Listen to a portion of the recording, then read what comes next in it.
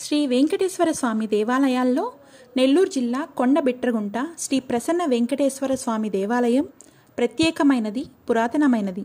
సాధారణంగా విష్ణు తన కుడి చేతిలో చక్రాన్ని, ఎడమ చేతిలో శంకువును ధరిస్తాడు. కానీ ఇక్కడ దానికి భిన్నంగా కుడి చేతిలో శంకువును, ఎడమ చేతిలో చక్రాన్ని ధరిస్తాడు. ఈ ఆలయ చరిత్ర ఈనాటిది కాదు, దక్ష ప్రజాపతి కాలం నాటిది. లోక కళ్యాణం కోసం దక్ష ప్రజాపతి ఒక మహాయజ్ఞం చేయాలని సంకల్పిస్తాడు. అందుకు సకల దేవతలను ఆహ్వానిస్తాడు.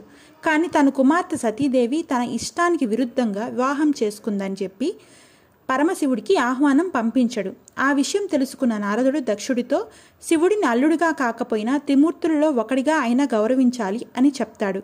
కానీ దక్షుడు శివుడిని ఆహ్వానించకపోగా త్రిలోక సంచారి అయిన నారదుడిని తన శక్తితో భూలోకానికే పరిమితం చేస్తాడు. అయితే కుడి చేతిలో శంకువు, ఎడమ చేతిలో చక్రాన్ని ధరించిన నారాయణ స్వామి దర్శనం వలనే శాప విమోచనం అవుతుందని ఆకాశవాణి వినిపిస్తుంది నారదుడికి. దాంతో నారదుడు బిట్రగుంట సమీపంలోని ఒక కొండపై గుహలో తపస్సు చేసుకుంటూ శ్రీహరి కటాక్షం కోసం ఎదురు చూస్తూ ఉంటాడు. ఆ పక్కనే ఉన్న కొలంలో ఒక మహాగజం నీరు తాగడానికి వచ్చినప్పుడు ఒక ముసలి నోటితో గజాన్ని పట్టేస్తుంది. దాంతో ఆ మహాగజం బాధతో శ్రీ మహావిష్ణువుని కాపాడమని ప్రార్థిస్తుంది. దీంతో స్వామివారు ముసలిని సంహరించి గజేంద్ర మోక్షం గావించారు. అరుదైన స్వామి రూపాన్ని గావించిన నారదుడికి శాప విమోచమైంది. అప్పుడు నారదుడు ఆనందంతో స్వామివారి విగ్రహాన్ని మలిచి శ్రీ ప్రసన్న వెంకటేశ్వర స్వామిగా నామకరణం చేస్తాడు.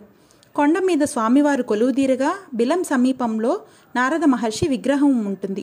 ఈ ఆలయానికి సంతాన గోపాలకృష్ణ స్వామి క్షేత్రపాలకుడు. ఇక్కడ బ్రహ్మోత్సవాలు ఘనంగా నిర్వహిస్తారు.